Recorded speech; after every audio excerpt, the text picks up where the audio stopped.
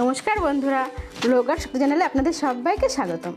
আজকে আমি একটা নতুন রেসিপি নিয়ে চলে এসেছি, যেটা বানানো ভীষণই সহজ আর খেতেও দুর্দান্ত, আর স্বাস্থ্যের জন্য তো ভীষণ উপকারী।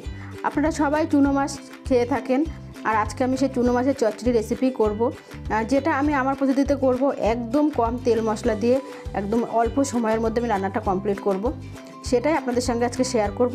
তাহলে চলুন দেখে নেই কী করে আমি এই চুনো মাছের চচ্চড়ি তৈরি করি। যদি আমার এই রেসিপিটি আপনাদের ভালো লাগে তবে অবশ্যই একটু লাইক করবেন, আপনাদের বন্ধুদের সঙ্গে শেয়ার করবেন, আর আপনি যদি আমার চ্যানেলে নতুন হয়ে থাকেন তবে অবশ্যই আমার চ্যানেলটিকে সাবস্ক্রাইব করবেন, বেল আইকনটি ক্লিক করে আমার সঙ্গে থাকবেন। তাহলে চলুন রান্নাঘরে যাওয়া যাক। তো এর জন্য আমি এখানে 100 চুনো মাছ নুন হলুদ মাখিয়ে 10 মিনিটের জন্য ম্যারিনেট করে রেখেছি। আর তারপর আমি 10 মিনিট পরে আমি এখানে একটা কুচনো আলু দিয়ে দিলাম, আর অর্ধেক পেঁয়াজ আর 7-8টা কাঁচা লঙ্কা আমি চিড়ে নিয়েছি, একটা টমেটো লম্বা লম্বা করে কেটে নিয়েছি, আন্দাজ মতো লবণ,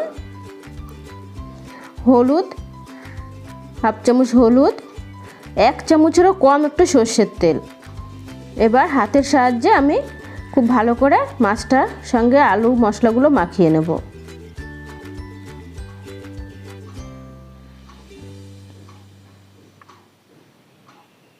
আমার মাখানো হয়ে গেছে, এবার সরাসরি কড়াইতে চলে যাব। এখানে আমি গ্যাস ওভেনে কড়াই বসিয়ে তাতে দিয়ে দিলাম হাফ চামচ মতো সর্ষের তেল।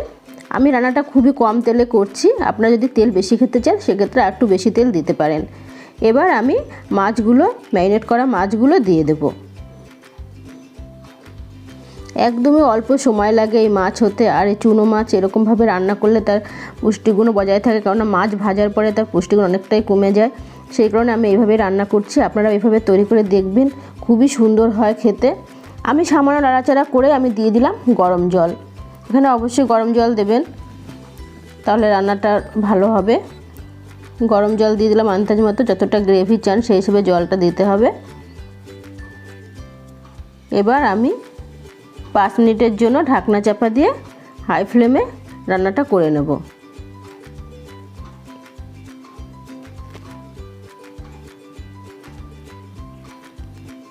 5 মিনিট পরে দেখুন জলটা অনেকটা টেনে গেছে, আলুটাও সিদ্ধ হয়ে গেছে।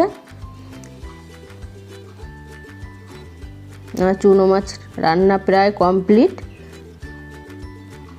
আপনারা চাইলে এই সময় কিছু ধনেপাতা কুচিও দিতে পারেন, কিন্তু আমি ধনেপাতা কুচি অ্যাড করছি না।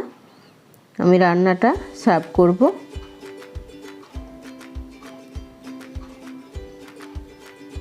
এই রান্নাটা মাত্র 5 থেকে 6 মিনিটই লাগে, তার বেশি টাইম লাগে না।